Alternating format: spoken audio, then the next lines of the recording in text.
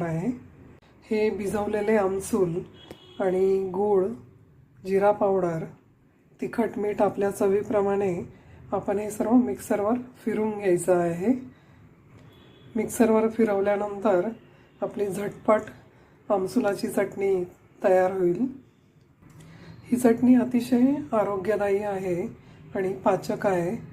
आमसुलामुळे आपली ॲसिडिटी लगेच कमी होते।